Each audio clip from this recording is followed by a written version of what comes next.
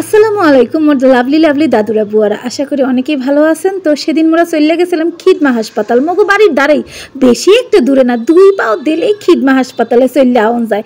আর এই তো নানুর জন্য আসলে খিদমা হাসপাতালে আইছিলাম ডাক্তারের একটু খবর নিতে। তো যাই হোক, মগো কাম শেষে মোরা এখন মায় পুঁতে মিলে টুং টুং টুং টুং করতে করতে বাসায় চলে যাইতেছি। দেখছেন মোর পোলা এক্সের ডাইনে বামে।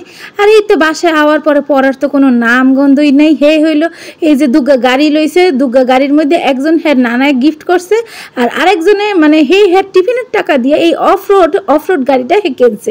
তারে টিফিনের টাকা দিলে হে আবার কি করে বাঁচায়, বাপুরে বাপু সঞ্চয় করে, বুঝছেন। আর এই পুতুলটার নাম কি জানি, মিস্টার কি জানি, জ্যাক না কি জেলি জানি কি জনি, ও থুকু মনে পড়ছে, মিস্টার জনি ইয়েস পাপা। যাই হোক, হে কইতেছে এই পুতুলটার নাম রাখছে মিস্টার জনি।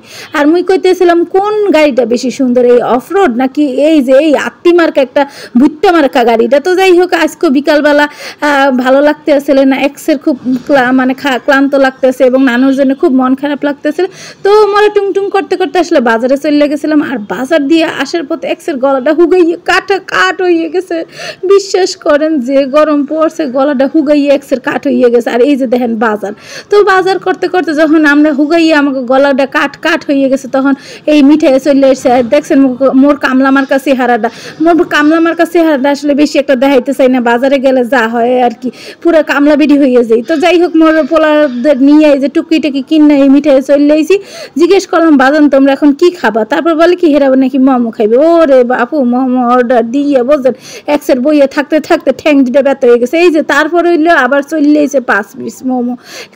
5 পিস মোমোর দাম 125 টাকা রাখছে। তো যাই হোক, স্বাদ কিন্তু খারাপ আসলে না। আর এটা চাটনি না ভর্তা।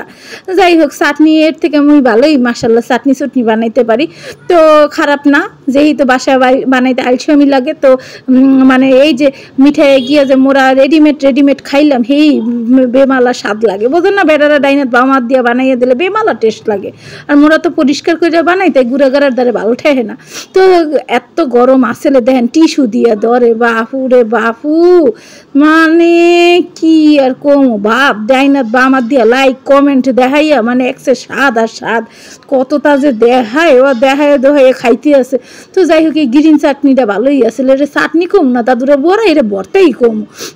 এর থেকে মুই ভালোই চাটনি বানাইতে পারি। আর ওই যে ওইটা দেখা মনে হইতেছে কি জানি একটা ভর্তা, মানে উটকি ভর্তা। তো যাই হোক দাদুরা বুয়ারা, এই যে দেখছেন একসে কি সুন্দর মিষ্টিগুলা দেখলে আমার তো জিভলায় পানি চলে হয়। মুই কিন্তু একসের বেশি একটা মিষ্টি খাই না, কিন্তু মিষ্টি দেখলেই মোর জিব্বার মধ্যে লেলা পড়ে আর কি, টস করে পানি পড়ে। তো যাই হোক বুয়ারা, দাদুরা বুয়ারা অনেক ভালো থাকেন, সুস্থ থাকেন।